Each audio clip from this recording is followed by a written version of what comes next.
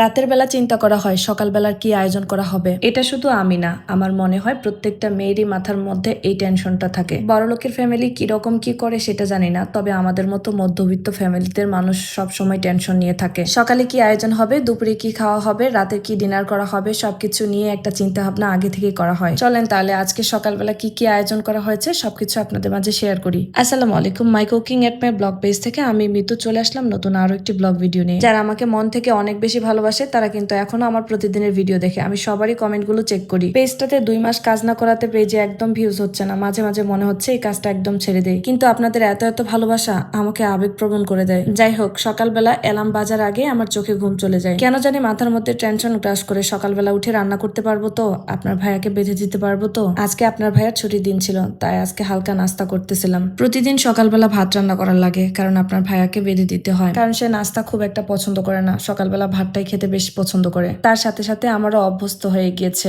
আমারও সকালবেলা নাস্তা খুব একটা ভালো লাগে না। এখন আমিও সকালবেলা ভাত খেতেই সবচেয়ে বেশি পছন্দ করি। আজকে সকালবেলার আয়োজনে ছিল গরুর ভট, সাথে পরোটা আর লাচ্চা সেমাই। ভিডিওতে আমি এই খাবারটা প্রায় আপনাদেরকে দেখাই। অনেকে বলেন যে ভট দিয়ে আবার রুটি খাই। হ্যাঁ, ভট দিয়ে আমাদের রুটি খাওয়াটা অনেক বেশি ভালো লাগে। নাস্তা শেষ করে আপনার ভাইয়া চলে গিয়েছিল বাজারে, আর সেখানে যে পাবদা মাছ আর চিংড়ি মাছ কিনে নিয়ে এসেছে। আমি এগুলো কেটে বেছে নেওয়ার জন্য এখানে সবকিছু ঢালতেছিলাম, যে আজকে সবকিছু কুটে কাটে রেখে দিব, কিছু রান্না করব, কিছু রেখে দিব। আপনার ভাইয়া বলতেছিল এগুলো মনে হচ্ছে না নদী থেকে তোলা, এগুলো হচ্ছে চাষ করা এমন চিংড়ি মনে হচ্ছে।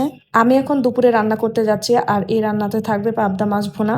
অনেকে মাছ ভাজা খেতে পারেন না, যেমন আমরাও কিন্তু খুব একটা মাছ ভেজে খাই না। আমার কাছে মনে হয় কাঁচা মাছের রান্নাটাই সব থেকে বেস্ট লাগে। আমি মাছ ভেজে না দেওয়াতে অনেকেরই দেখি কমেন্ট করেন যে আপু কাঁচা মাছ রান্না করেন, ছি ওয়াক থু, আমার বমি আসে এরকম করে রান্না করলে। আসলে কাঁচা মাছ রান্না করাটা, এটাতে কতটা স্বাদ, কতটা ভিটামিন আপনারা হয়তোবা বুঝতে পারবেন না।